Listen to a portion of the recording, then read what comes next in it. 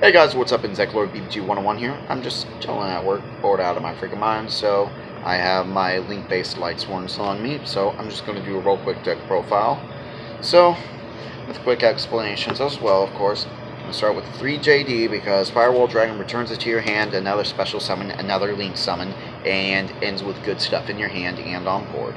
From whenever you don't have Firewall Dragon on board, you have the special summon from your hand, you have this. Of course, you gotta have the best card to mill of the entire game. So, from there, to Rain. It's a double mill and another name. No name, although it is a name. And it's good for Floodgates, good for back row in general. An extra mill plus a name. Another name plus potential popper. And it's a special summon, so it's good for Link fodder. Of course, this package goes well together.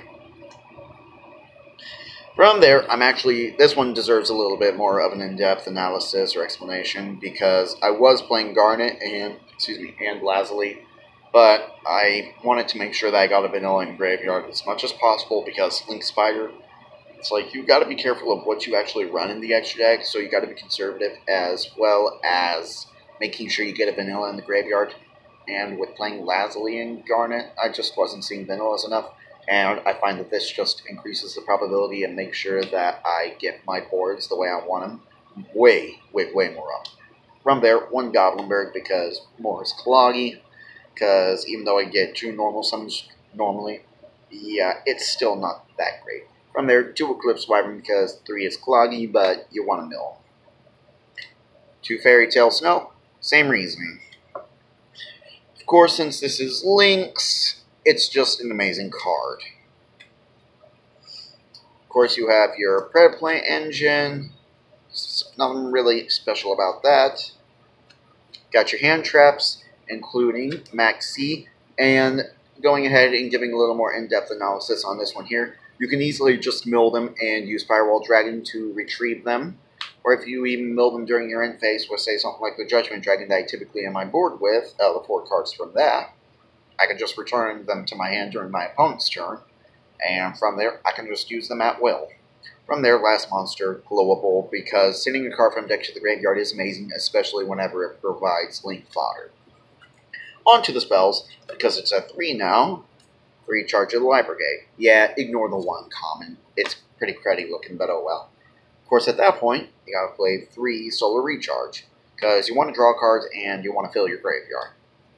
At that point, same principle plus extra normal sum plus just, well, pluses in general, 3 copies of Brilliant Fusion.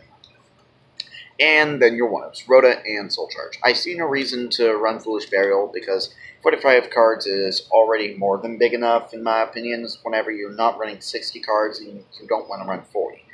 And that being said, if you really want to get to the consistency that I wanted it to be at least personally, this is what I found works best because while Foolish Burial acts as, well, itself and whatever card I want it to be in the graveyard, I don't find it necessary, nor does it really extend my plays as much as some of these other cards. So I choose not to play it while retaining only 45 cards.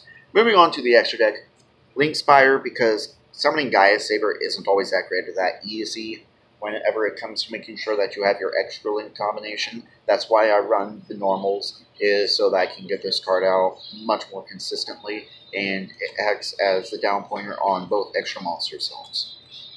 From there, got the Mrs. Radiant, so it's a pretty standard play whenever it comes to the Predaplants. And then ignore the different color sleeves, I just didn't have enough of any other color sleeve on me.